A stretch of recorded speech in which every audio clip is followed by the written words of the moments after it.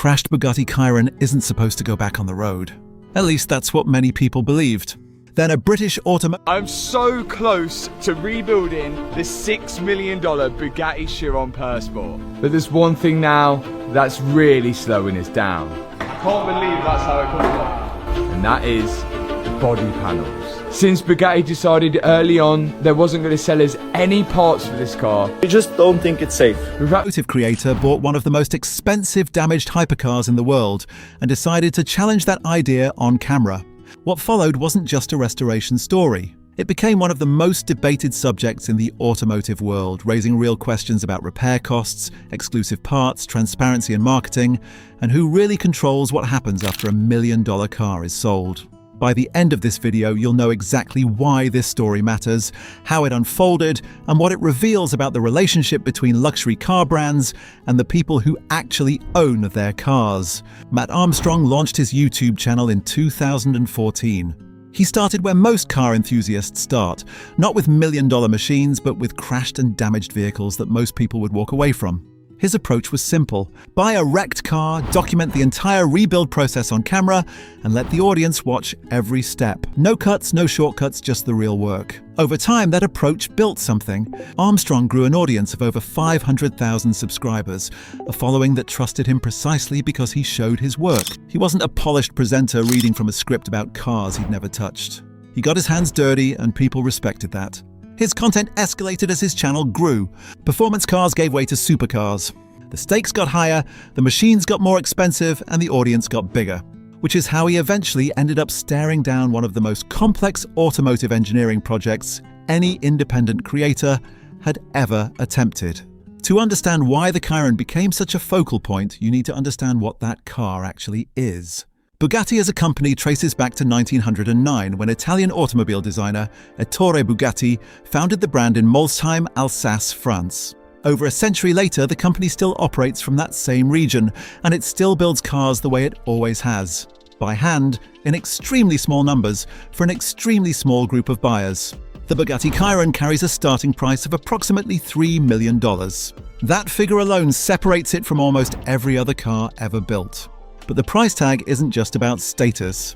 The engineering inside a Chiron is extraordinarily complex.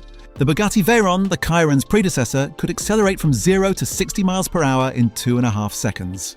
The Chiron pushed that engineering even further. Building a car like that requires a parts and manufacturing ecosystem that operates at a completely different level from mainstream automotive production.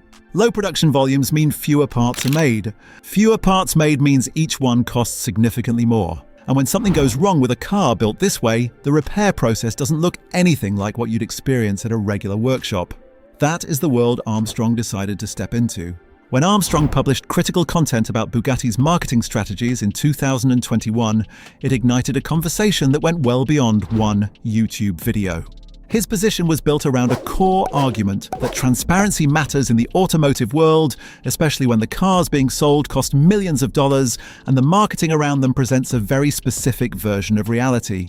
He pushed on questions that enthusiasts had quietly wondered about for years. How are these cars tested? What does the marketing show versus what ownership actually looks like? Who has the right to repair these machines once they leave the factory? Bugatti responded in 2022. The brand's position was clear. Their vehicles are not just machines, in the words of a Bugatti spokesperson, they are expressions of art and engineering. The company pushed back on what it called misinformation about its testing practices and defended its public image as one grounded in exceptional performance and craftsmanship.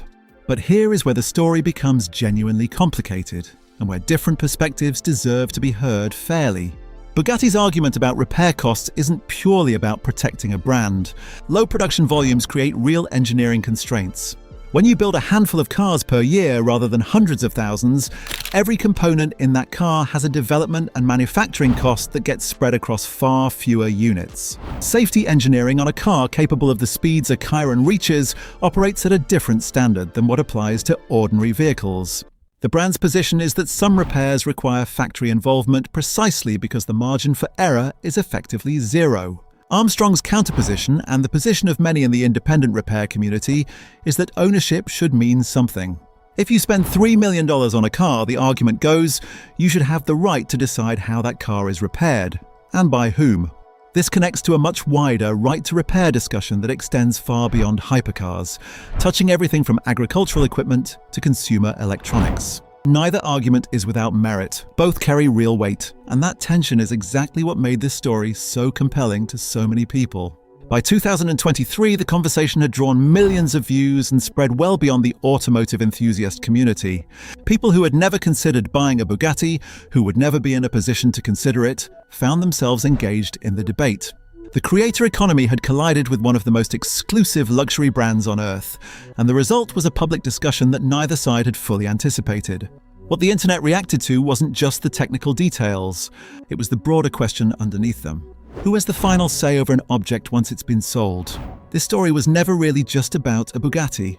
It was about ownership, accountability, and the growing power of independent voices to ask questions that luxury brands have historically never had to answer publicly. Once you buy one of the world's most expensive cars, once you hand over $3 million and drive off, who really decides what happens next? That question doesn't have a clean answer, but because of this story, far more people are now asking it.